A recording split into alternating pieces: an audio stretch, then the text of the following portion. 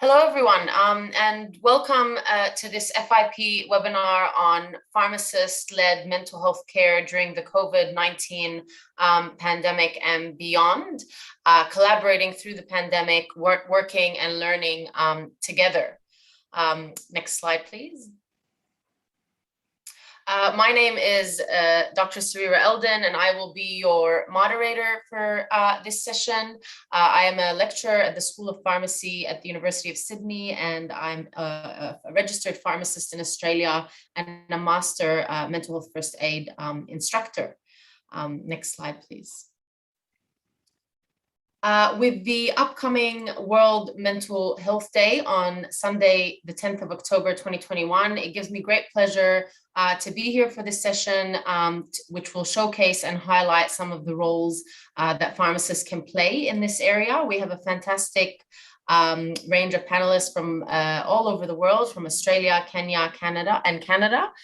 We have Dr. Claire O'Reilly, Mr. David Odimbo, Dr. Andrea Murphy, Dr. David Gardner, and Ms. Helena Roenfeld from Australia as well. Next slide, please. Just a few housekeeping things. I'd like to bring to your attention that this webinar is being recorded and will be live streamed via YouTube. If you're catching up later, the recording will be available on the FIP events website, events.fip.org. There's a question and answer box. I strongly encourage you to pop your questions in there, and hopefully we'll have some time at the end to go through them, and our panelists might even answer them in writing throughout the next hour and a half. And I can see people typing in where they're from in the chat. Welcome to all. If you have any feedback that you'd like to provide afterwards, please do feel free to email webinars@fip.org. And of course, we encourage you to become members of FIP as well, if you're not so already. Next slide, please. Just before we get into it, I just want to also bring to your attention that we will be discussing research and practice in the mental health area. Mental health problems are common, and they may impact all of us through different ways. If you feel that any of the content that is discussed today causes any distress, please do look after yourself and reach out and seek support from colleagues as well as mental health organizations and practitioners in your country. Some examples of these resources, and obviously in different countries, they take different shapes and forms, but in Australia, we have the Pharmacist Support Service, and a similar organization is available in the UK, the Pharmacist Support organization. Both have websites that you can access if needed. Next slide, please. So just briefly, the learning objectives. Hopefully, by the end of the session today, you will have learned how to recognize the role of pharmacists in addressing mental health crises, gain an understanding of the needs of people living with mental illnesses and experiencing crises, describe the various services offered by pharmacists from around the world to members of the public in the area of mental health, and hopefully become familiar with various tools and resources available for pharmacists to improve and support the mental health of their patients. Next slide, please. So this slide here just shows you the schedule that we have today. First up, we'll have Helena from Australia, followed by David Gardner and Andrea Murphy from Canada, followed by David from Kenya, and we'll wrap up with Claire from Australia. And then, of course, we'll have our Q&A and discussion and conclude the event afterwards. Next slide. Okay, so I would like to introduce our first speaker, who is Helena Roenfeld. Helena is an academic and researcher who draws from her lived experiences within mental health systems in her professional capacity to redress injustices and support people to reclaim their lives. She is a consumer mentor on the Pharma Bridge project, bringing a consumer perspective and expertise gained through subjective experiences of significant distress, treatment, and service use. Alongside her lived experience, Ms. Roenfeld also brings knowledge gained through previous study, including master's degrees in suicidology, mental health, forensic mental health, and social work. Her research spans diverse areas, including the peer workforce, interventions to improve physical health outcomes of mental health service users, and creative storytelling. Helena has over 20 years experience working in the mental health sector and is experienced in peer support and supervision. Helena works in ways to create systemic change, build community capacity to respond to distress, and to support people to have a voice. Helena is also a certified personal medicine coach, interplay, and eCPR facilitator. Welcome, Helena. I'll pass on to you now. Hello. So really excited to join you tonight, and I am here in my role as a consumer mentor, which means that I work from the perspective of my experiences of significant mental health challenges, service use, and periods of recovery. And also just a heads up that it's quite late over here in Australia, so my apologies in advance for any signs of sleepiness tonight. Next. So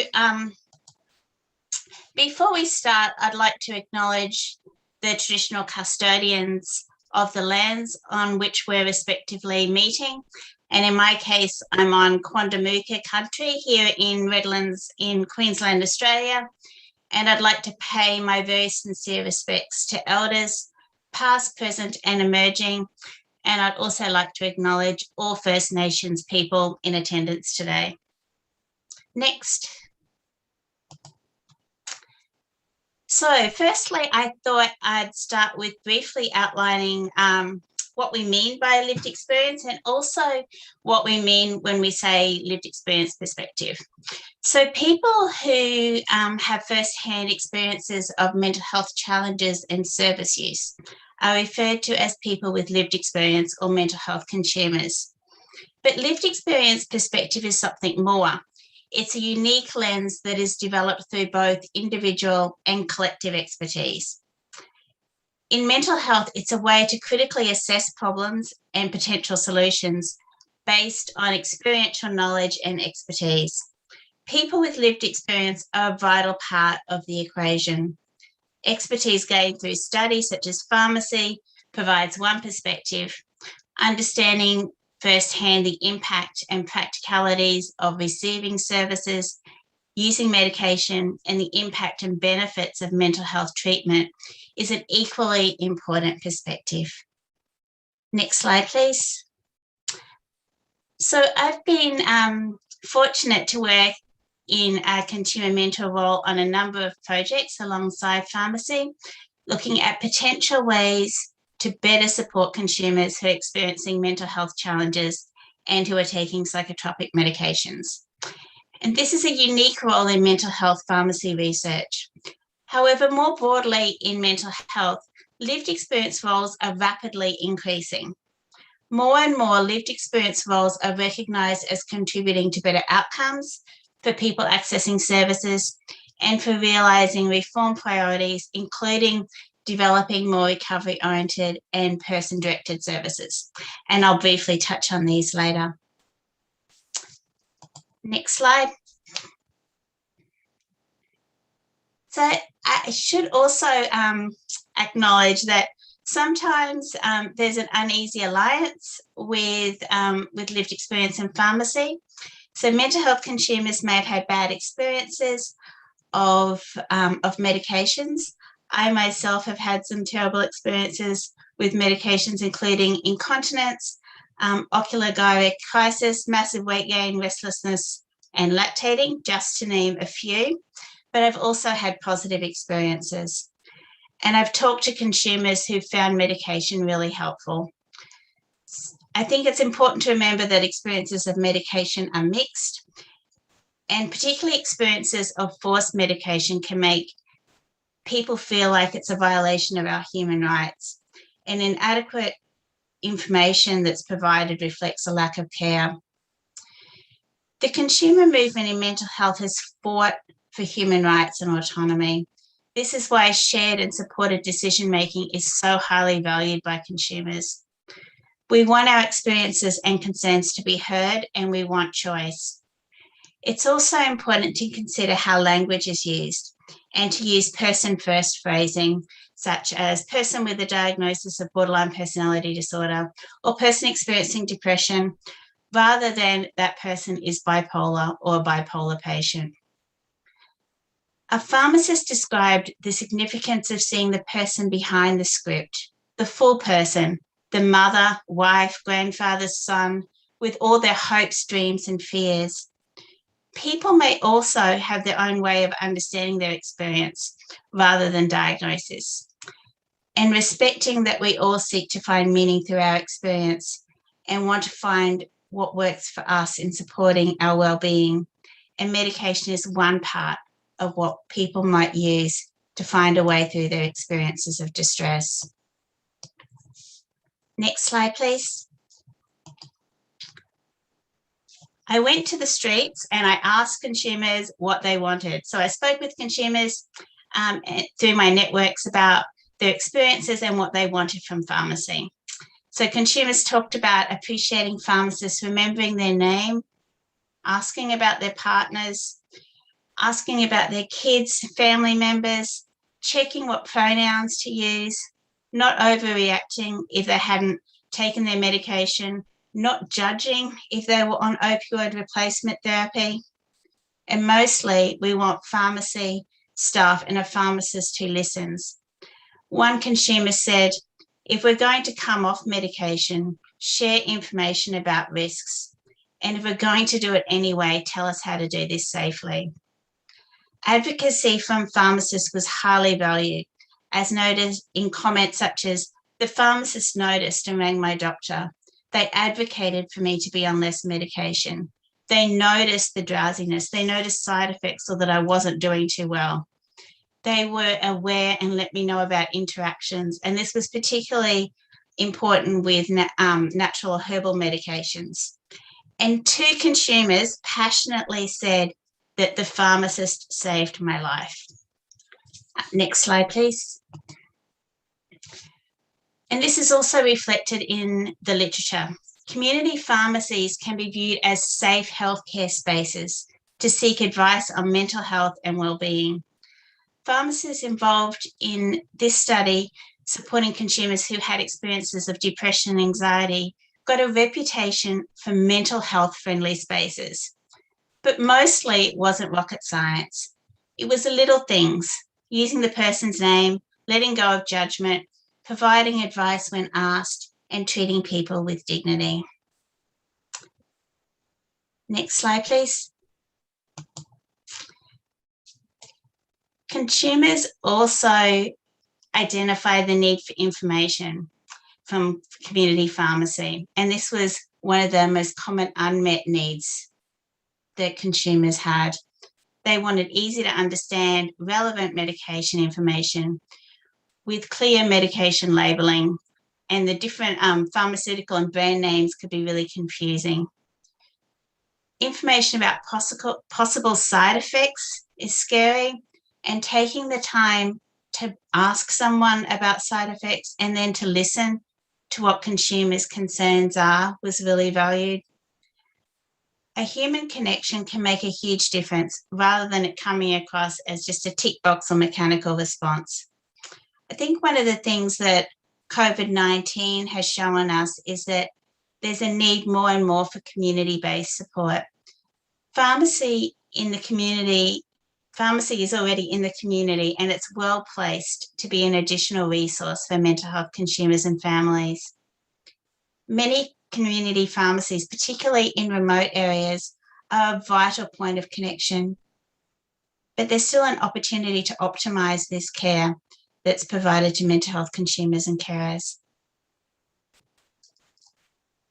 And in the next slide, this is looking at overall from working in a number of projects with pharmacy and talking to consumers, the things that stood out that consumers wanted overwhelmingly was honest information, to be listened to and to have their experiences valued. We want kindness, to be able to hold our head up and not feel embarrassed or ashamed. Mostly, we want human connection and hope. Next slide, please. So as promised, the recovery approach is an approach that underpins mental health service delivery. It's recognised as a journey of personal, social and emotional wellbeing for individuals who are living with or without symptoms of mental health issues. The principles of recovery include the importance of choice, autonomy and hope. And it's based on services that are designed to support consumers to achieve a meaningful life based on their hopes, their goals and their aspirations. Recovery means different things to different people. And in a recovery-oriented approach, it is important to see each individual as unique within a unique set of circumstances, which also include the social factors, things like being isolated, things like the impact of COVID. These things might be standing in the way of people's recovery. It's also important to remember that each person's journey is unlikely to be a straight path, and it's more likely to be a mix of achievements and setbacks. We also talk about a person-centered or person-led approach sometimes in relation to mental health and also in relation to recovery, and the importance of being trauma-informed.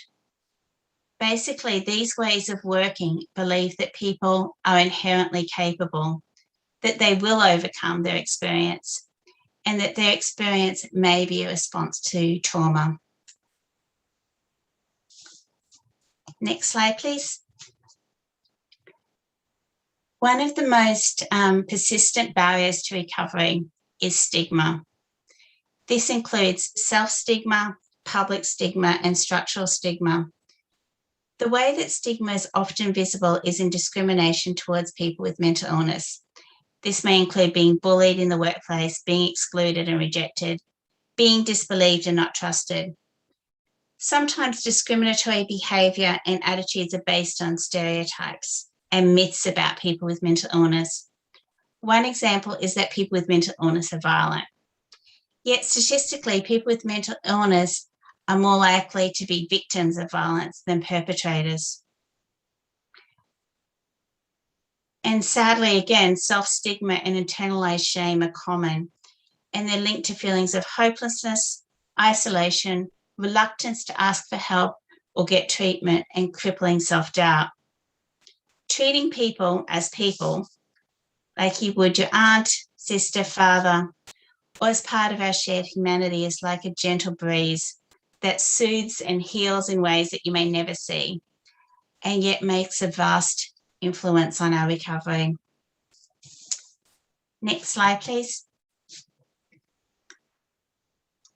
So I've talked a lot about the role of connection and compassion tonight, and compassion is defined as an awareness of others' pain and is visible by demonstrating a genuine desire to help. This is what we all want. We want to be seen, we want to be heard, we want people to notice when we're in pain, when we're in crisis, when we're distressed, and we want someone to actively show care. I know that pharmacies are incredibly busy, and I also know that you might be surprised at how long it takes to demonstrate compassion. And research has shown that you only need 40 seconds of compassion to make a meaningful difference for someone. And compassion also helps you, the person giving compassion, by making people feel less stressed and creating a more comfortable and compassionate workplace. In this TED talk that I've put the link in the slide, they asked survivors of a bus crash 5 years later what they remembered from their experience. And unsurprisingly, they remembered their physical pain from their injuries. But perhaps more surprisingly, 5 years later, they still remembered the lack of compassion. Now, this example is about physical pain. However, the results are perhaps more concerning in mental health when people can experience stigma and a lack of compassion more acutely. It also means that showing acts of compassion can carry additional importance. Next slide. So the take-home messages that we have from this presentation are really the importance of listening, recognising the knowledge and expertise that people have about their own experience, acknowledging that we're living in incredibly challenging times, very uncertain times, but you can still make a difference, and that holding on to our shared humanity helps us all. And that's it for me. Thank you. I might have gone through that a bit quickly because I was a bit nervous.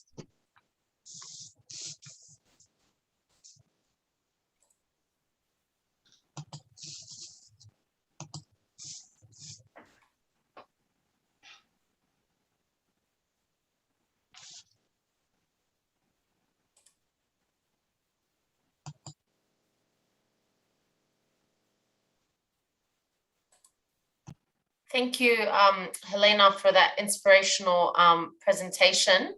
That was fantastic, and I didn't see any nervousness, but that was really great. Thank you so much. Next slide, I'd like to introduce our next speakers. Next up, we have David Gardner and Andrea Murphy. Dr. Andrea Murphy is an associate professor at the College of Pharmacy in Dalhousie. She is cross-appointed to nursing and psychiatry at Dalhousie. Her program of research primarily focuses on the development, implementation, and evaluation of interventions to change behavior in mental illness and addictions care.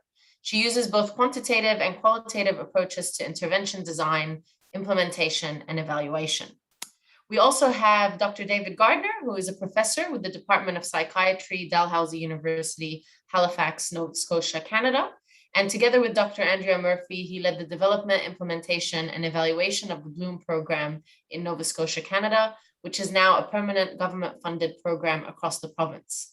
He focuses on the safe and effective use of medications for mental illness, the role of community pharmacists in the care of people with lived experience of mental illness.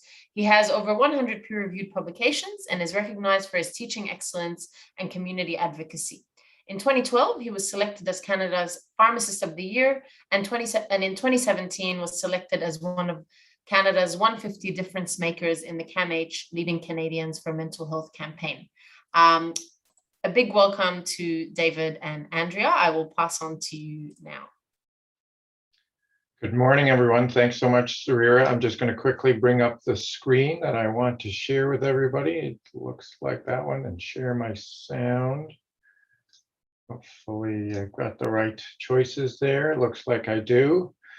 So as Sarira said, we are coming to you from Canada. And I see as people are signing in, some people are saying good evening, some people are saying good morning. So we'll say good morning from Canada. We're going to talk to you quickly about something that probably is new for you, something called the Bloom program. And as Sarira mentioned, it's a program that's available through some pharmacies across the province of Nova Scotia. I'd like to just note that what Helena said about her experiences in Australia and from the research she's been involved in, she could truly have been involved in the research that we have done across Nova Scotia. What she said resonated so much with me, and it really aligns with what we have heard from our pharmacy communities, as well as the pharmacies themselves and the individuals over the years that we've been working with them. So before I go ahead, I just also want to make a land acknowledgement that Dalhousie University is located on the Mi'kma'ki territory, the ancestral and unceded territory of the Mi'kmaq people, and we are all treaty people. So I'm just going to go through a little bit of context and tell you about the Bloom program, and Dr. Andrea Murphy is going to join in and tell you about some survey results that we have done during the pandemic involving the pharmacists offering the Bloom program. So just in terms of how the pandemic has rolled out across Canada and Nova Scotia, you can see in the figure at the top, it's the number of daily cases across Canada. So we're in the fourth wave in Canada, And you can see how it's been significant at different times and differs from country to country, as we all know. And in Nova Scotia, we feel quite blessed here. We've done quite well overall. When we had the first wave, everybody was jolted, from professional individuals to anybody in the community was quite jolted by it. But there was a relative quiescent period after that, as you can see.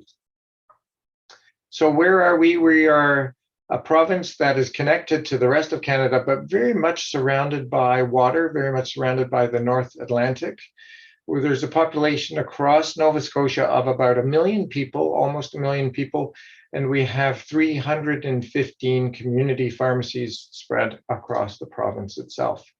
The Bloom program now has just over 50 pharmacies, and probably by the end of the year, we'll be approaching 60 pharmacies. Each pharmacy that is part of the Bloom program goes through an application itself. And I will tell you a little bit more about it, but the best way to let you know about the Bloom program is to show you the 1-minute video that the government of Nova Scotia prepared. So Andrea and I feature in the video, but we didn't actually have anything to do with the making of the video.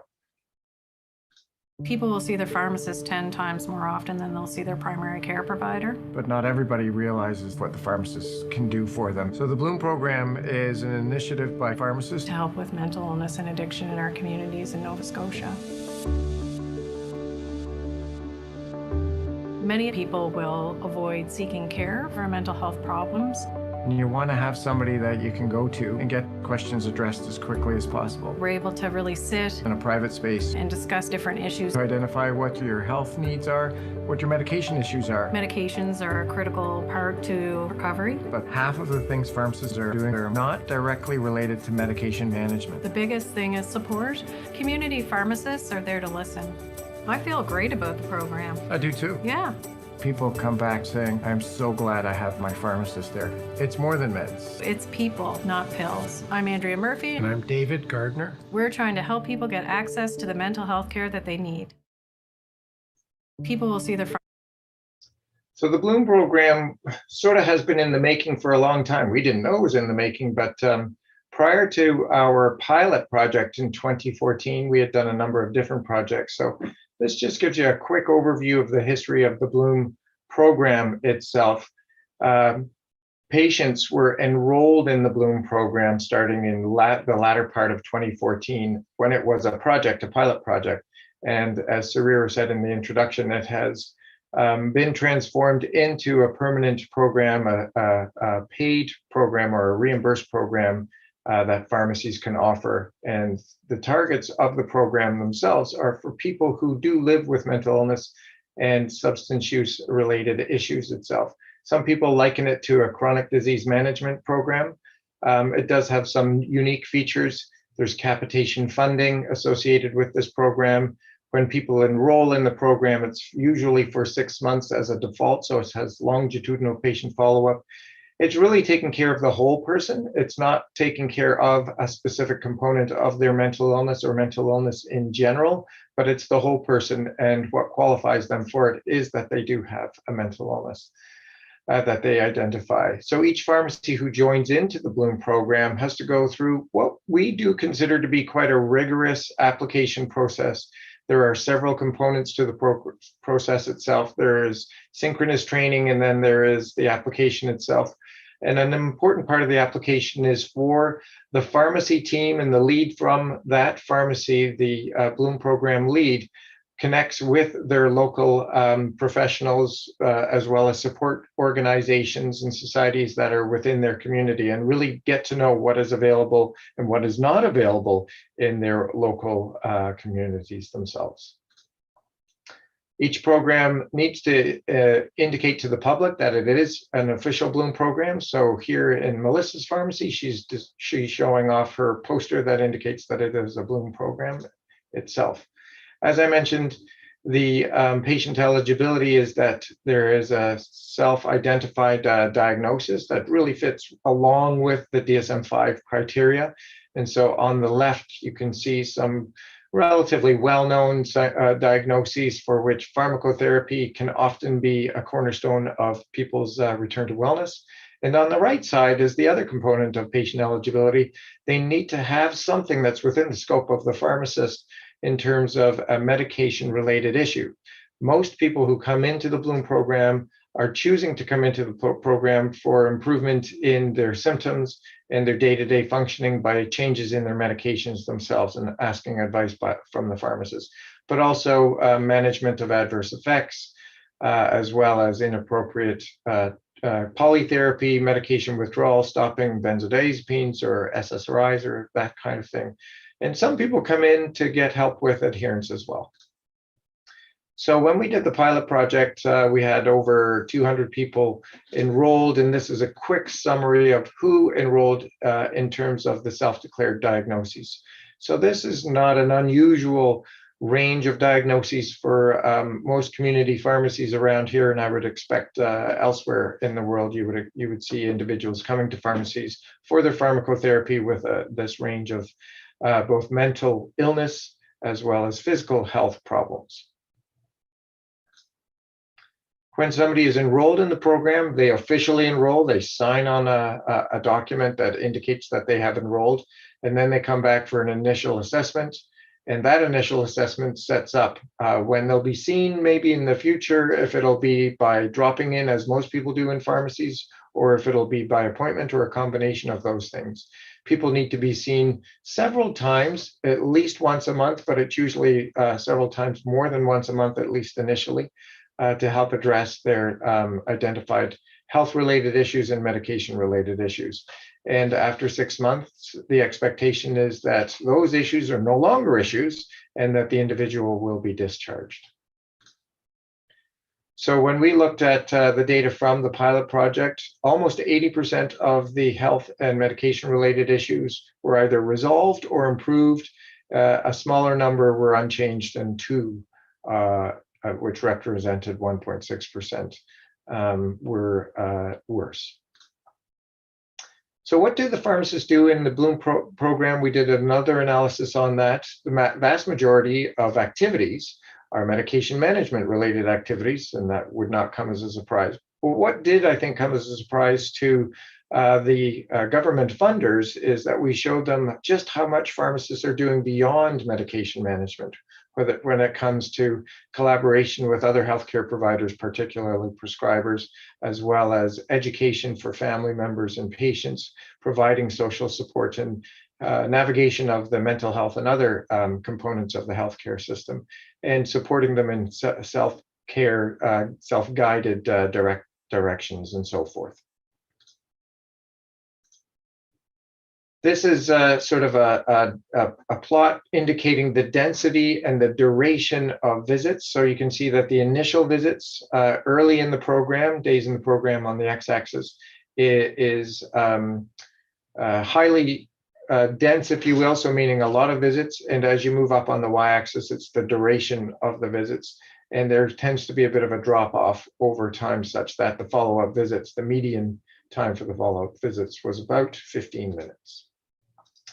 So I'm going to pass this over to Andrea, who will introduce you to the survey that we did last year, as well as its results. Good morning, everyone. As David said, my name is Andrea Murphy, and I'm here to talk to you about a survey that we did to our pharmacists. Next slide, please, David. I'm getting there. There we go. So this survey, as mentioned, was only done with our Bloom program pharmacies at the time, but we wanted to know how folks were doing during the pandemic. So as David mentioned, we're up to 52 pharmacies now, but at the time there were fewer. And so we had about 60 respondents, with the average age being close to 40 years. And the one thing I'd like to highlight there is that the majority of pharmacies were offering the program for about 2 years. And you can see the standard deviation is there. Next slide, please, David. I want to put it in context that when the survey was sent out, as David had mentioned, we, like other places, have gone through different waves of the pandemic. And at this time, we had very few cases. Nova Scotia is in its 4th wave now, and we have, as of yesterday, 86 new cases and 231 active ones. To provide some other context, we've probably administered over 1.5 million doses of the vaccine here, and close to 75% of our population is double vaccinated. Another thing to put in context at present is our community pharmacists here in Nova Scotia were actively involved in providing vaccines, and we used an app called Can Immunize, and our Pharmacy Association was very much involved in helping to get the vaccination program organized.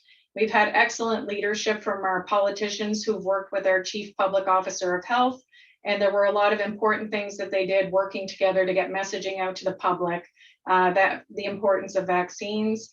Another thing I'd like to mention is vaccines are basically, proof of vaccination is mandatory to go to most public places as of yesterday.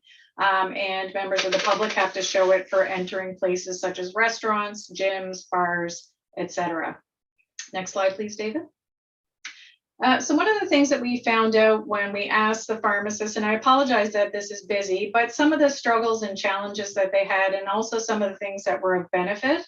I think importantly, folks found that as the pandemic evolved, they found it very difficult to get a hold of primary care providers, so family doctors and others.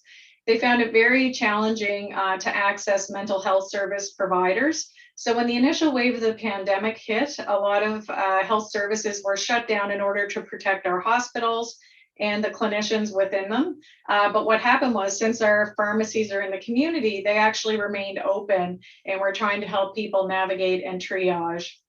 One important point to note is that a lot of pharmacies commented or agreed with the fact that they were able to leverage what they learned from the Bloom program to provide care for their Bloom patients, but also to have that transfer to other patients that were not involved in the Bloom program. And so that was very helpful for people. I think another thing that we did note, and I saw a question in the chat there, was that yes, indeed, our pharmacists did report things like feeling stressed, feeling burned out, and our Canadian Pharmacists Association also had done a survey to Canadian pharmacists back in April of 2020. So again, this was earlier in the pandemic, but quite a few folks were feeling concerned.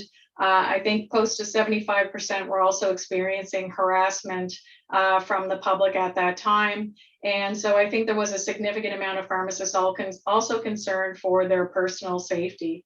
Next slide, please, David. One of the things that really was impactful at the initial stages of the pandemic, according to our Bloom pharmacies, were things like changes in how they were accessing both specialists and non-specialists for care. Here in Nova Scotia, we had implemented a 30-day medication supply because, as you can all appreciate, depending wherever you are in the world, there were concerns about hoarding, and also there were supply chain interruptions, which also led to the point below at the bottom there with medication shortages. So quite a few pharmacists were feeling the effects of that, and also, having to communicate that back with patients. And there is some limited literature out there that says that other pharmacists around the world were also having to shift in terms of the things that they were offering, and that medication shortages and also these supply limits that were introduced either from the government or through insurers or whatnot were something that they were having to deal with on the front lines, which complicated their practice. Next slide. So just our key survey findings, just to sum it up quickly, that collaborating with other prescribers, such as specialists and primary care providers, was really challenging. Experience with the Bloom program translated into the pharmacists being really upskilled and able to offer services when people came in with issues and couldn't access other providers. And pharmacy staff were definitely feeling negatively impacted in certain ways. And obviously this correlates well with other national surveys that have been done of pharmacists. And it does relate a lot to medication changes and other policy changes that were coming sometimes daily or changing hourly. And pharmacy teams really had to pivot to cleaning procedures, PPE, and other policies that were implemented very, very quickly. So that wraps up our portion of the presentation. We'd like to thank you for your attention.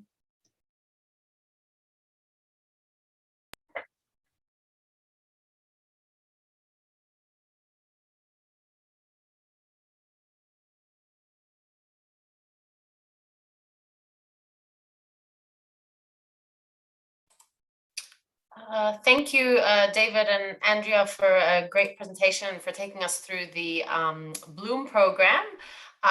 Next up, we have David Odimbo, who is a pharmacist with a passion for and commitment to improving access to quality healthcare services for all and nurturing socially responsible generations through his vocation. He works as a regulatory affairs associate with Novartis. He previously worked with Kenya Association of Pharmaceutical Industry and Kenya Healthcare Federation. He worked in the clinical pharmacy setting as a pharmacist intern at Kenyatta National Hospital and Kasarani Health Center. In line with his passion and commitment to improving access to quality healthcare services and nurturing responsible and socially conscious societies, he runs Rye Culture, Health and Social Innovation, an initiative he co-founded during his university years. Welcome, David. I'll pass on to you now. Thank you so much, Sarira. I hope you can hear me and everything is clear from my end.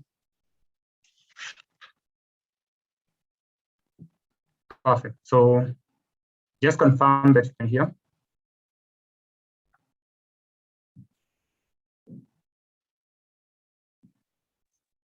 We can hear you, David. Thank you. Perfect, David. Thank you. So, well, as has been introduced, I'm Odimbo David. I'm a pharmacist by profession, currently practicing and working with Novartis Pharmaceuticals. And the information that I'm going to share is based on the projects that I've been engaged in previously, as mentioned, as a pharmacist working in the clinical setting and in a primary health center. And that's why the title of my presentation is Primary Healthcare Experiences in the Kenyan context in terms of what role pharmacists have in improving access to mental health services. And that is the background of what I'm going to present. So we can move to the next slide. And I believe I'm going to share majorly based on my experiences in practice and what would be the next phase in terms of what could we do as pharmacists in the different facets and in different segments of practice that I was involved in.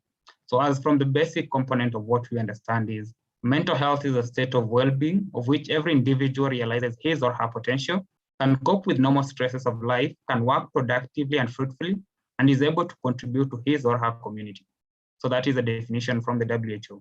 And therefore, we have to acknowledge that mental health have not been accorded much attention in the past, and most of the attention that we are currently realizing is coming on the backdrop of COVID-19, and therefore necessitating action. And even now, from that point, we saw the World Health Organization launching a global report on the status of mental health globally. That was last year during the World Mental Health Day. And from that report, out of 130 countries that were surveyed, 98% of them, that is up to 127 countries, had either disruption of or a total halt of mental health services.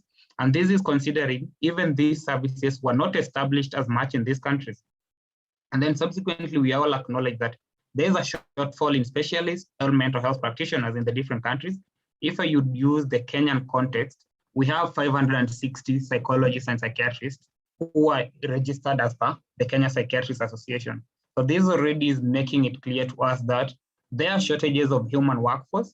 And the most critical bit is how then do we as pharmacists who are partially trained in terms of offering mental health services, psychosocial support and all, to take up space.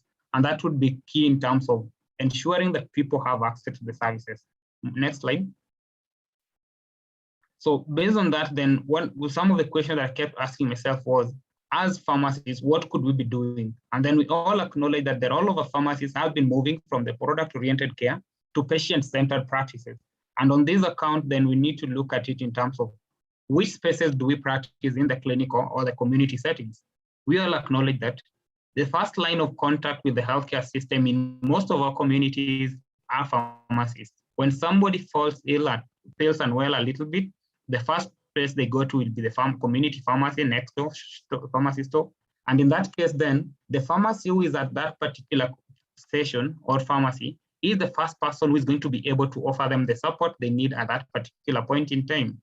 So you imagine if pharmacists at that point of care had the initial psychosocial, the initial skills and competencies to be able to diagnose and even identify people who might be having mental illness or mental distress at that particular point and intervene, then that would be helping us intervene and address some of the mental health problems.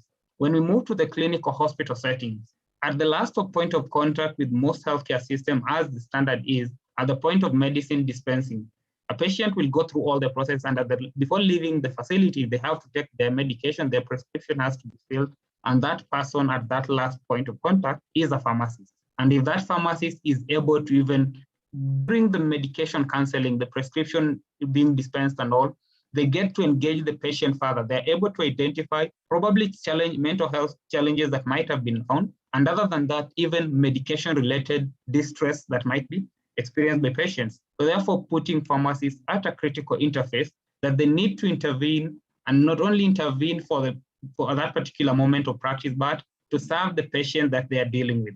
And other areas that I mentioned here in terms of the gender-based violence clinic, people living with HIV AIDS, TB clinics, diabetic, cardiovascular clinics, and all. So all these are areas that as pharmacists, we have a role to play. We can play that role, and all we need to do is look at how do we engage and how do we deliver on that particular mandate. We can move to the next slide.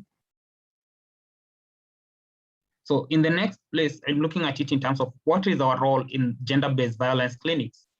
One of the key things that I mentioned, it was mentioned in terms of my practice, was at Kasarani Health Center. The Kenyan training for pharmacists has been undergoing changes over a period of time. And currently during our internship training, we have 6 months in a tertiary hospital training institution. Then we move to a primary care facility. That is the primary health centers where we interact with patients at the community level. And in that case, my site of attachment was at the Kasarani Health Center. And mostly I was to work at the pharmacy and also interface with other clinics. So this is a point that a patient came to me. She had been actually abused by the husband in the family, but she was not able to find interventions on how to support. So when she visited the clinician, medicines were prescribed, generally pain management, because she was feeling pain as a result of that trauma. So she had to come get the medication and go home. But in further probing, engaging the patient, I got to realize that there were underlying challenges, especially she was in an abusive marriage. In an abusive marriage, she was not able to report and take any action because family, in terms of the societal, the social contract on where she was living, her family expected her to stay in that marriage, and the husband was a police officer. So wherever she could ever try even going to report, it's definitely that nothing is going to be done. But from that intervention, being able to identify such challenges before dispensing medication, I had to refer her to the gender-based violence clinics that we have at the center. And from that point, the community healthcare workers have been engaging follow-ups, and she got the support that she needed. And these are some of the critical bits on what can we do in our own care setting and improve care-seeking behavior even among the patients so that they get the help they need from us at the pharmacy. And beyond getting the help they need from us at the pharmacy, we have served in terms of referring them to other service providers, other setups that they can get additional care they need from our systems, our healthcare systems. The next one, next slide, was in terms of working with people living with HIV AIDS. And majorly in this particular context, within the same primary healthcare as well, we have actually two clear targets in terms of HIV management and HIV care. The 90-90-90, where we're looking at, that is a global from the UN AIDS, where we focus on 90% of people who are living with HIV knowing their status. Of the 90% who know their status should be in treatment, and of the 90% on treatment, they should be achieving remission. And then the Kenyan context one is the 000. And the 000, we're looking at it in terms of 0 missed appointments. And with 0 missed appointments, that is to the clinics where they come take the antiretrovirals, they should be able to also, the 0 missed appointments, 0 missed medication or drug doses. And with that, we ensure that patients are getting the ultimate outcomes. So the 3 are 0 missed appointments, 0 missed drugs or the doses of the medication, and finally, 0 viral load. And in this case, what we looked at was, I was working with young people, and they normally had the clinic days. So you get to discuss with them their challenges as adolescents and young people living with HIV. And one of the critical things that were coming up is inability to come to acceptance that you are a HIV positive young person and you have to live with this condition for your entire life. And then based on the social nature of human beings, these people want to associate, they want to have boyfriends, they want to have girlfriends and all. But one of the clear deterrents they initially mentioned is I'm not able to tell someone, well, if they're making a move on me, if I want to make a move on them as a guy and all, to let them know that I'm HIV positive. If then that is not addressed and we don't make them have to find a way to live positively with their condition, chances are they're going to continue spreading the infection to other people. Then if they continue spreading the infection, we're not going to achieve our targets in terms of reducing the HIV burden and improving health and wellness of our communities. So then what role do we play as pharmacists? Being part of that team, being able to discuss with them and engage them at that particular level, I have to support them in ensuring they get to live positively with the condition. And that is by intervening and looking at what options do you need? How can you interact with people who accept you for who you are, for having a disease that is not your making, but you have that disease and you need support to live with it. And from that intervention, one of the key things that the team now has, and it's being supported by the clinic itself, is having monthly meetings where they can go out for hikes, they can go out for walks and just social activities that bring them together as people having the same challenges, and it serves as a support group for them. And that is a key area that as pharmacists, when we're practicing in this kind of special clinics and special service areas, we have a role to play and we need to be actively engaged in supporting in such kind of initiatives. The next one. So at the same clinic, that was passed, actually that is based on an initiative that I started initially in campus, Agriculture, Health and Social Innovation. So Agriculture, Health and Social Innovation has been mentioned. Our focus on improving access to quality healthcare services and promoting social innovation that helps drive that kind of agenda forward. So based on my work that I was doing on health education and health communication and working at the facility, we realized that I was at the pharmacy, yes, patients would be coming, they visit the clinicians, then at the end of the day, they come to the pharmacy seeking medication. And oftentimes we were selling out of stock. We didn't have medical supplies, especially antihypertensive, anti-diabetic medications. So then the question was, at this particular point, it's COVID period. And one of the critical pointers we had is people who are having hypertensive patients and diabetic patients were at more risk of suffering from complications and even severe effects of COVID-19. So these patients are already affected. They have a disease they're living with. The risk of COVID-19 is even higher. And now over the same period, most of them have lost their jobs and they lack the social support system.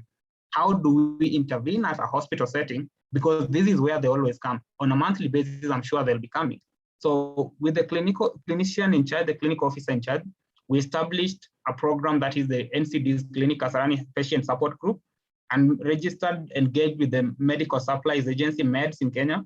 So currently now, we had a program where they contribute $5, that's 500 Kenya shillings, to be part of the group. So every month they contribute 500 shillings. With their 500 contribution, we source medicines from this agency. And then they will ensure that on a monthly basis when they come, they get their medications, which was now a deterrent as well, but now they're able to get it. And in the process of getting their medication, the health education and health communication aspect of work that we're doing, to offer the counseling, engage with them, understand the challenges they're facing in their communities.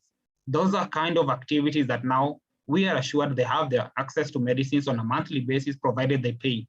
And that doesn't depend on whether your medicines are more expensive than the 500 that you paid or cheaper than that. It has a standard rate that they are offering and cover for the others that might not be able to afford that. So that is an assurance that these patients have their medicines, they're supported in the community where they exist, and we are helping them manage their conditions positively and in a better way. So we need to intervene in such kind of approaches as well. Then the next slide. So after that, when I was actually a transition from the facility and mental health, I had an interest in mental health from during my university years. I was asking myself then how better can we, rather than me doing this in an isolated way, how can we ensure that more pharmacists are involved in mental health service delivery? And one of the things that I did was do just a small survey within the Kenyan context. And from the feedback that we got, the general public, the perceived role of pharmacists in offering mental health services was at 88.2%. Pharmacists by themselves believed they had 100% of them believe they have a role in offering mental health services. Then in terms of capacity to offer mental health support, the general public would believe we had like 42.9% capability to offer the mental health services, but pharmacists themselves, it was lower at 7.5%. And that sets the stage of the initial discussion that I had with the FIP team and even the local Pharmaceutical Society of Kenya team how then do we empower pharmacists to take an active role in improving access to mental health services? Because we know as a society, there is a growing mental health burden. There's a need for us to intervene, but we don't have the mechanisms of intervening. So we need to look at how do we build capacity? And my call to action for all of us from this call is, we acknowledge that we have a role to play. Look at building capacity from the training programs, having programs that are scheduled, and even the framework on how we can offer mental health services. Then we integrate them into a service charter within the community pharmacies and even hospital setups, so that patients, when they get to us, we are prepared to address their mental health needs. We get to address their needs, and then we get that care structured where we can offer signposting services, that's referral, and even the initial psychosocial and counseling support. And ultimately, we have digital solutions. As of now, we're having a Zoom meeting and Zoom webinar, we are discussing this. What if as a pharmacist in your community setting, you had even a WhatsApp group where you could be engaging your patients who you identified and flagged to be having psychosocial distress? Can you ensure that care is improved on? Can they feel more involved? Can they get better from that intervention? So these are some of the things that I believe we can do as pharmacists, and we can advance access to mental health care in our communities. And it's our own responsibility, so that rather than talking about how our role is changing, we actively drive that change and we make a difference. Thank you. Next slide. Thank you, everyone. And I'm glad that I've had this opportunity. Back to you, Sarita. Thank you, David, for that fantastic presentation. Next up, we have Dr. Claire O'Reilly. Claire is a senior lecturer at Sydney Pharmacy School, pharmacist, and mental health first aid instructor. Dr. O'Reilly is considered a national leader in the area of pharmacist roles in mental health care and has led various research projects, policy initiatives, and established evidence-based training programs to enable pharmacists to have an enhanced role in the support and care of people living with mental illness in Australia. Currently, she is co-leading a large partnership program grant focused on the physical health of consumers living with severe and persistent mental illness in primary care settings. In addition, she is also leading a trial of community pharmacist-led collaborative screening and referral for older adults at risk of depression. Dr. O'Reilly has held numerous leadership roles in the profession, including as National Vice President of the Pharmaceutical Society of Australia, and as the first pharmacist to be appointed to the Medical Services Advisory Committee, MSAC, which provides advice to government on the strength of evidence and cost effectiveness of medical technologies and procedures. Welcome, Claire. I'll pass on to you now. Thank you so much, Sarita, and welcome to everybody, and good evening. As Helena said, here in Australia it is quite late in the evening, so hopefully my presentation makes sense to you all. So what I'm going to talk about this evening is about the project that Sarita just mentioned, which she is one of my collaborators on, which is about a pharmacist-led support service for people living with severe and persistent mental illness. Next slide, please. So what is Pharma Bridge, firstly? So Pharma Bridge is the bridging the gap between physical and mental illness in community pharmacy project, or Pharma Bridge. And this is a partnership project between a number of professional organisations as well as universities. So it's a collaboration between the Pharmacy Guild of Australia, the Pharmaceutical Society of Australia, the University of Sydney where I work, and Griffith University in Queensland.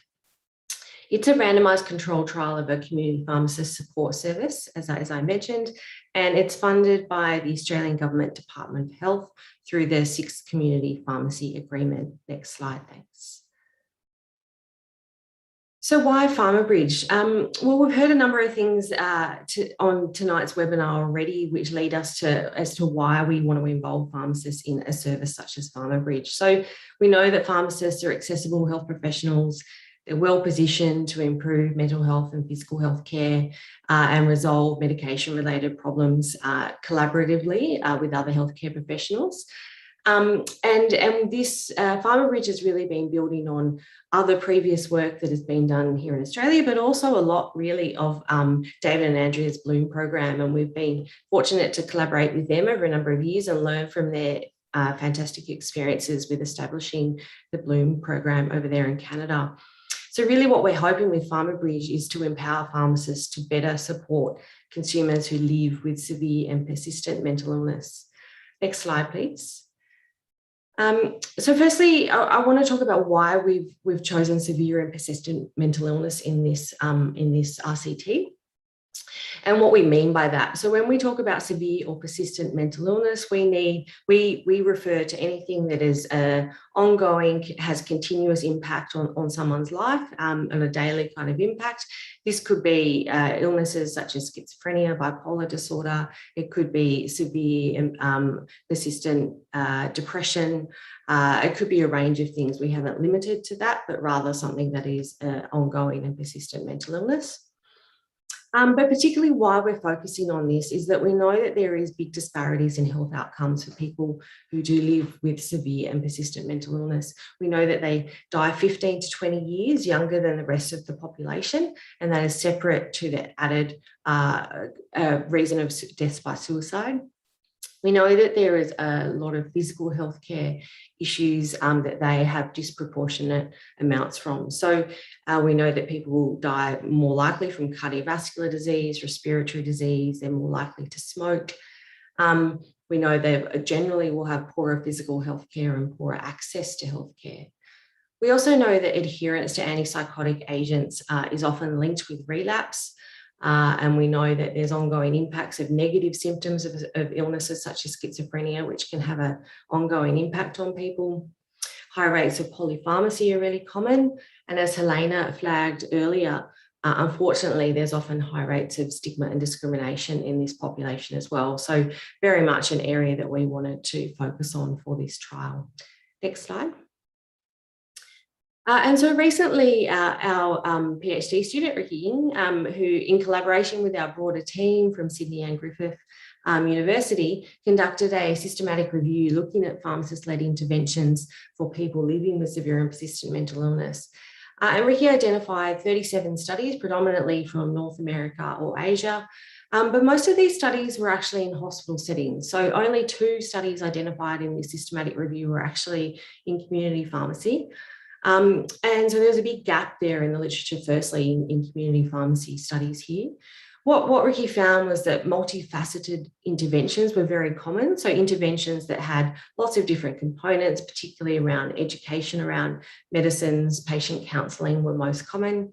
And these studies did find positive changes in clinical and consumer reported outcomes, but really we do need much further research in this area for this population in community pharmacy, but to also identify which components of these interventions have the most impact. Next slide, thanks. So what is Pharma Bridge? Pharma Bridge is an in-depth medication support service that is goal-orientated and very flexible and individualised depending on the individual needs of that consumer. The pharmacists are working at the moment, and I'll update you as to where we're up to, with consumer participants over a 6-month period for intervention. And the service is focused on medication adherence strategies, but also particularly addressing physical health concerns, as we flagged that we know that that's a large gap in this population. So our intervention arm gets the Pharma Bridge service, and our comparator arm gets Usual Care, which is a service called Meds Check in Australia, which is an in-pharmacy medication use review service that has been in place in Australia for a number of years. And the service delivery was supported by a customised IT platform. Next slide, thanks. So what are we hoping to achieve with Pharma Bridge? Well, our primary outcome that we're looking at is adherence to psychotropic medicines, but we're also looking at adherence to other medications and hopefully avoiding future medication-related problems associated with that. We're also looking at other factors such as cardiometabolic risk, other physical healthcare problems. We're looking at the identification and hopefully reduction of medication-related problems. We're aiming to increase pharmacists' knowledge and confidence and ability to better support consumers who live with severe and persistent mental illness. And ideally, hopefully identify a community pharmacy service that is cost-effective and acceptable to stakeholders. And a broader aim of this is also that we want to increase the awareness of pharmacists' roles in supporting people who live with severe and persistent mental illness, and hopefully establish more mental health friendly pharmacies across Australia. Next slide, thanks. So this is, I know this is a busy slide, but I'll just talk you through the briefly the design of the Pharma Bridge RCT. So we recruited pharmacies who were then randomised at the pharmacy level to either be the comparator group arm or the intervention arm. We went through a screening process, kind of similar to what David and Andrea talked about with their Bloom pharmacies, where we interviewed pharmacies to check that they, in terms of their staffing profile, their professional services they offered, whether they see a number of consumers with severe and persistent mental illness, etc. We then conducted training, and I'll explain a bit about our training in a minute. And then those pharmacies then went on to try and recruit consumers, kind of aiming for 10 consumer participants from each of their pharmacies. They then went on to consent those consumers who did baseline measurements for us. They then either delivered a meds check service if they were in the comparator group, or the intervention, which involved an initial health review firstly, and then follow-up consultations with the pharmacist over a 6-month period to see how they were tracking on reaching their goals, resolving any medication-related problems over that 6-month period. Then they have a final service at that end of that 6-month period with some follow-up measures as well. Okay, next slide, thank you. So where are we conducting Pharma Bridge? Well, as mentioned by others, that COVID has obviously been a significant challenge to trying to run a randomised controlled trial. And while Australia may not have been as impacted as some countries, we have had significant impacts due to COVID, including that not long before starting recruiting our pharmacies last year, we had to change a number of our regions due to state border closures. So we did have a number of regions that were to be originally in Western Australia, but the research team and our mentors and partners were not able to travel due to a lot of state border closures. So we had a number of changes, and our 4 regions that ended up with included Hunter New England and Northern Sydney, which are both in New South Wales. Hunter New England is a regional region. Northern Sydney is a part of Sydney, so very much a metropolitan. The Australian Capital Territory, or Canberra, another metropolitan region, and regional Victoria. So we had a range of both rural, regional and urban kind of pharmacies as well. So our original target was for 48 pharmacies, and we got to 50 pharmacies, which had 24 in our intervention group and 26 in the comparator group. With a target recruitment of 480 consumer participants, and with dropout, we hoping to achieve 380, and I'll update you where we're up to with that. And then our pharmacists and support staff were trained, which I'll go through, and our pharmacists were supported throughout the trial by mentor pairs, which is a pharmacist and lived experience mentor pair. So next slide, please. Next slide, thank you. So I just want to explain what we mean by mentor pair. So you heard from Helena earlier in the webinar, and Helena is one of our fantastic lived experience mentors as part of the Pharma Bridge RCT.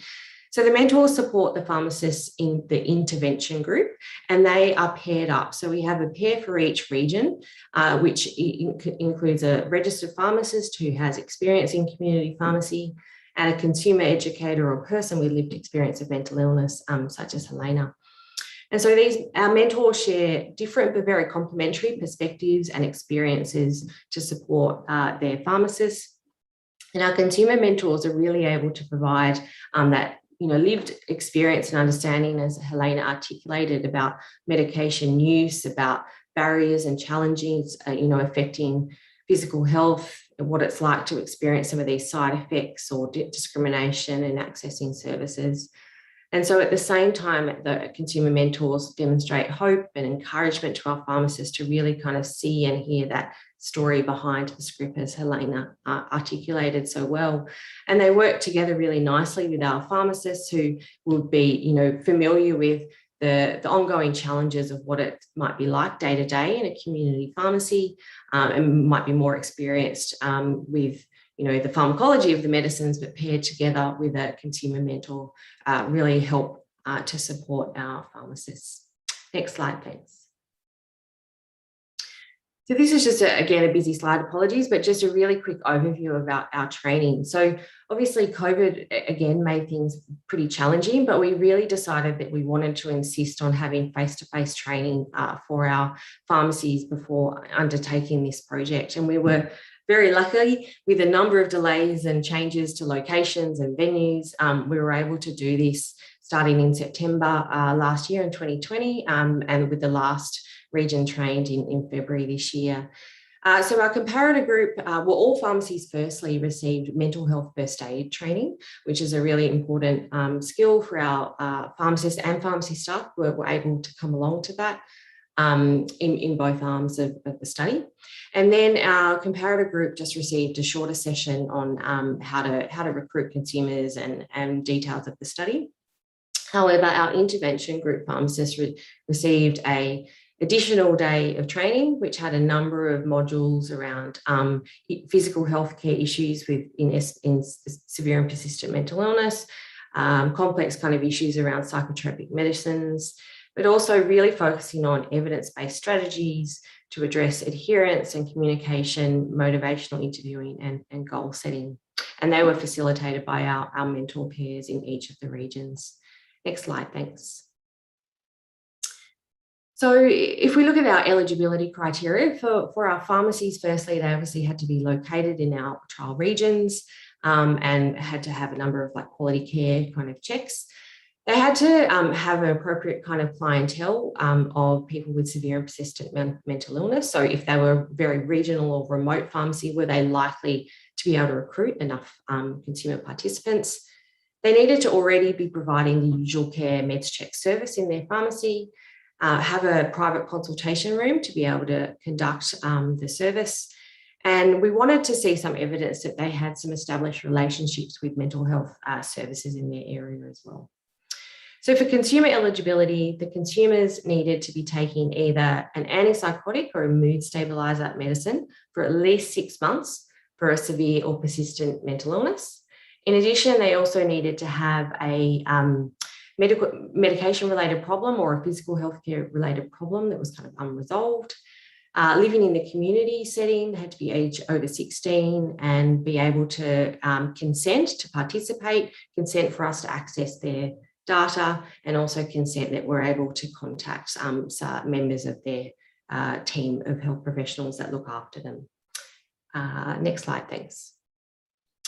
We also have a number of kind of governance aspects to this trial in place. So we have an expert panel, which has a number of either consumer, carer, and health professional representatives from different professional bodies, which meet a number of times per year to give us expert advice and direction in implementing the RCT. And we also have a training working group who was a group of experts as well as consumer representatives, which helped us oversee the development of the training materials as well. Next slide, thanks. So just put this here to let you know that we did publish our protocol in BMJ Open last year. So if you want to find out more details about our trial, please have a look at that publication. Next one, thanks. So our study timeline. So we obviously, as I mentioned, we've had to adapt and be very flexible as much as possible with an RCT to make sure that we're able to continue to run this through COVID. So we've set up the trial. We recruited obviously our team and our expert panel, developed all our training, had to adapt and pilot that via Zoom. And then we went on to recruit our pharmacies and run our training programs across our different regions at delayed kind of times. And then we're in the middle of, we've recruited all our consumer participants now, and they're in the middle of doing their follow-up services, and a number of our pharmacies are coming to conclusion now and starting to finish up, and all our final service delivery will be conducted by the end of 2021. Next slide, thanks. So I just wanted to give you a few snapshots and kind of progress updates. So as I mentioned, we recruited 50 community pharmacy sites across our 4 regions, with 24 in our intervention group and 26 in our comparator group. Consumer participant commenced straight after training, which our first region was trained in ACT. and is all complete now in terms of baseline consumer recruitment in all our trial regions.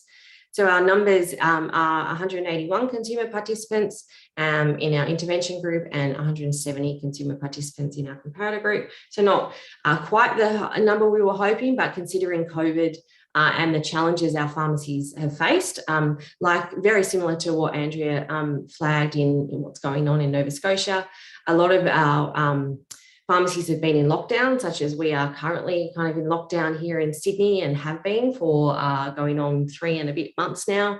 And all of our regions have been in lockdown in the last couple of months during consumer recruitment. But also all of our pharmacies, or most of our pharmacies, have been very active in COVID vaccinations in recent months, which has again taken a lot of focus and has been a challenge for us to continue to support our pharmacies through the RCT. Next slide, thanks. So I just want to flag here, there's a number of ways you can keep in touch with our progress of the RCT. We have a website, which I've just listed there, which is hosted on the Griffith University website. And we publish newsletters about every second month, which are published on that site there. So please go and check it out and keep up to date with everything related to the trial if you're interested. And also you can always check out our trial registry, as the trial is registered on the Australian New Zealand Clinical Trials Registry. Next slide, thanks. So just as I mentioned at the beginning, this is a partnership project and it is really part of a large team that I'm very lucky to be a part of. So my co-lead is Professor Amanda Wheeler from Griffith University, and my colleague Sarira, who's obviously hosting us tonight, and Sarah McMillan, and all of our colleagues at Griffith, University of Sydney, the Pharmacy Guild and the Pharmaceutical Society have been working hard in the past 2 years for this trial. So just acknowledgement to all of them, and Helena, who is one of our wonderful mentors who's on this webinar with us this evening. So that's all from me. I'll pass back to you, Sarira. Thanks. Thank you, Claire, and thank you to all our speakers for really some amazing presentations this evening. I too am in Australia. I think we've got some time to open it up to some questions, and there have been some questions that have come through the Q&A over the last hour and a half. I might start with a question that is from Hani Puspitasari, which is to all speakers, and Hani is asking if there is any evidence of a significant increase in the number of mental health patients as a result of the pandemic? And if so, what strategies the pharmacists could do to help them? And if there's any differences that you're aware of. Anyone want to, and look, it might be a little bit different across settings, but anyone willing to share anything in relation to Hani's question? David? Sure, I'd be happy to start. I'm sure others will contribute to answering this really interesting question. I think the first thing I'd like to say is the need is greater than the ability for us to meet the need. And that sentence is true before COVID came along. So COVID only exacerbates the issue. We talk a lot about stress. Stress is different than a mental illness. Stress is something we all experience every day, and it's probably something good that we can respond to. So I just want to make sure that what we see is that we're supporting people, just as Helena started off with right at the beginning, letting us know that we really need to act locally, act at the moment, be present for the individual who is in front of us. They may not have developed a new mental illness at the moment, but they still need us because of the stress of what's going on in our lives. But for those who do have a mental illness, who have either developed it through the time of the pandemic, or it's been exacerbated through the time of the pandemic, then what we should be doing is what we should be doing before the pandemic started, which is to help those help identify the needs of the individuals, whether it's through medication-related needs or the need for other care, whether it's a triage moment and we need to move that person quickly onto a higher level of care than we can provide at the moment. When we see that person leave, we should be saying to them, can we get in touch with each other soon, and make sure that that person feels like, even if there's nothing formal being set up, that there is someone there for them in the near future. And that could be as soon as tomorrow, or it could be a week from now. But I think it's really important that we offer that kind of connectivity and the follow-up, even though we are having other people come in to provide help for them. So that's my start, and I hope there's other comments. Great, thank you, David.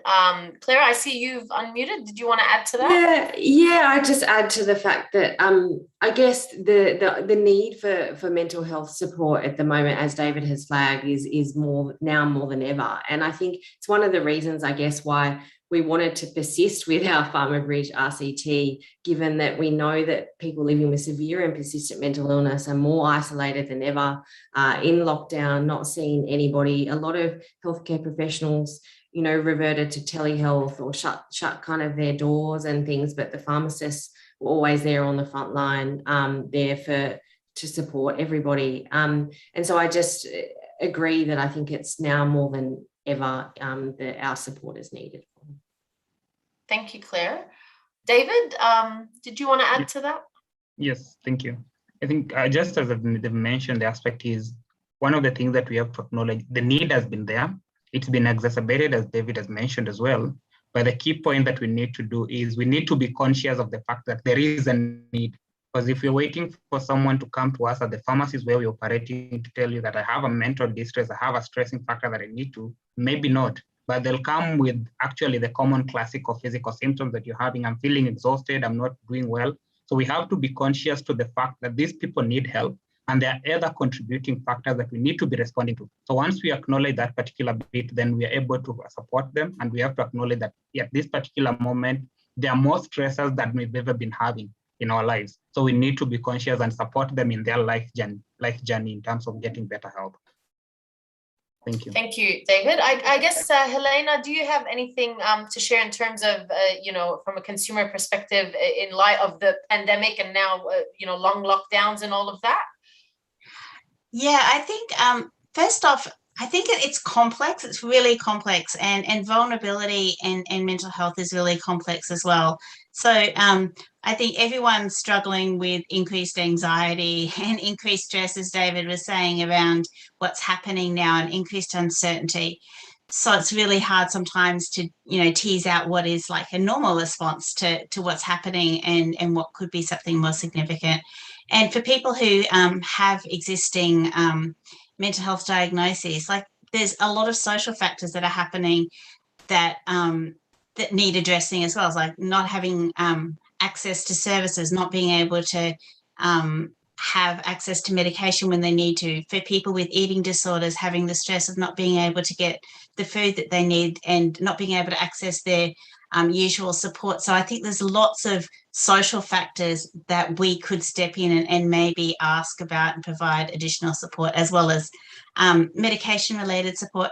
And also, as consumers, we're pretty used to dealing with a lot of stress and uncertainty. So don't dismiss the expertise that people have in being able to understand and work with a lot of uncertainty, a lot of isolation, and a lot of stress already existing in our lives. So I think being able to ask questions and be curious, not necessarily assuming that somebody's going to be worse because of the pandemic. Yeah, definitely not making those assumptions. Thank you, Helena. I guess on that point, and given that many of our panelists work at universities, and David did mention the need to build capacity, and you noted the importance of training programs, and we do have a question in the chat from Zaid Vora about whether any of you have any tips for upcoming pharmacy students. So I guess on that note, anyone willing to share anything there? I'll start if you like, Sarah. Right. I love that question. Firstly, I think it's great if we have pharmacy students who are interested in mental health. That's fantastic. Look, I think more and more it's certainly about trying to upskill and get as much kind of training and practice and things as you can, either through your university or what's available to you perhaps in your country. We talked about mental health first aid training, and Severa, discussed how we've been doing that for our pharmacy students at a recent webinar a couple of weeks ago. So trying to get access to as much kind of training, I think, as you can, so that you feel comfortable to approach and ask questions, as Helena had said, offer supports, find out about what supports are available in your area, how you can connect people, how you can support them in your local community. And also some of the things that were pointed out earlier as well, around just recognizing perhaps some of those early signs and symptoms and not being afraid to approach a conversation and ask if someone's doing okay, and try and connect them with help, I guess, are some of my tips. Thank you, Claire. Yes, so in Australia, mental health first aid training, and in Kenya, is there anything that you've come across, David, or is it just embedded in curricula, and is that enough? So currently in the Kenyan context, it's embedded in our curriculum that is on mental health and training and all. But in terms of the practice, it's not captured as much in terms of how do you do it. Like there's that schematic program on how is this program supposed to run and all that. So that is not there. And the key thing is, just as Claire has mentioned, is we need to get other resources that are available in our spaces, engage in the different networks. But other than that, there's an initiative that we started last year in July. It's an Africa Pharmaceutical Network. And the initiative, the focus on Africa Pharma Network is how do we engage with industry peers to transform pharmacy practice within the African continent? And one of the things that actually I'm working with the team from Africa Public Health Population Health Research Center is working on a training module that could help in terms of equipping pharmacists and pharmacy students who are interested in venturing into the mental health space.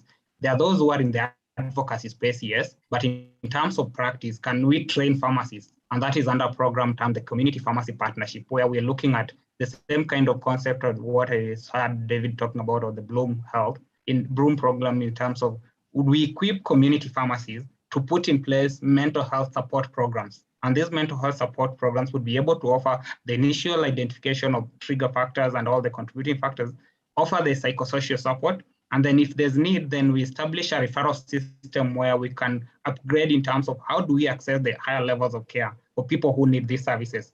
And that is in the pipeline. We're still working on it. Hopefully it should be ready by next year around March. Great, thank you. David Gardner, I can see you unmuted. Did you want to also add something to that? Yeah, I'm gonna jump in here, Sarah. Sorry, we're sharing a mic. Right.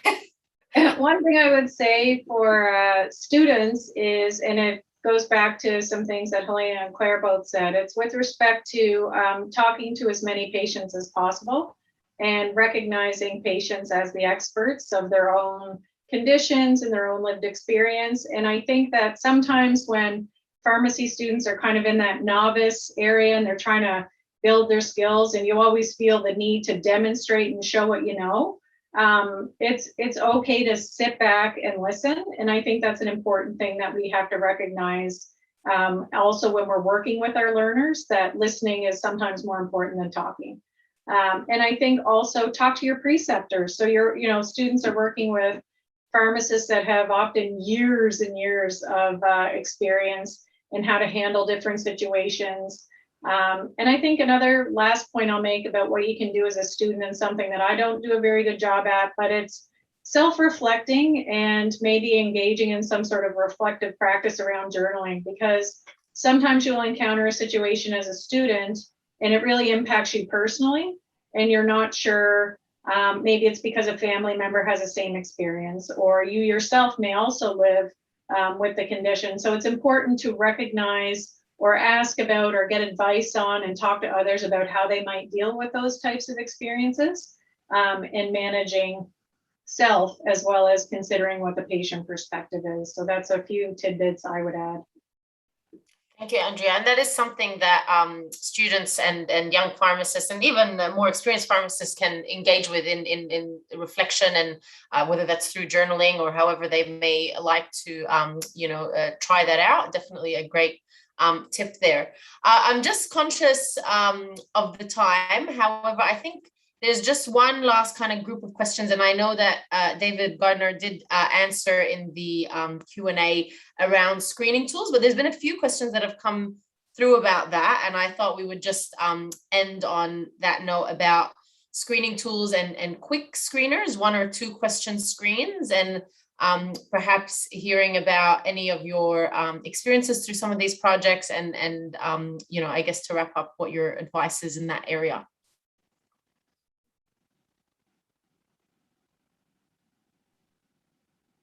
Claire, I'm going to pass this to you. Thanks, David.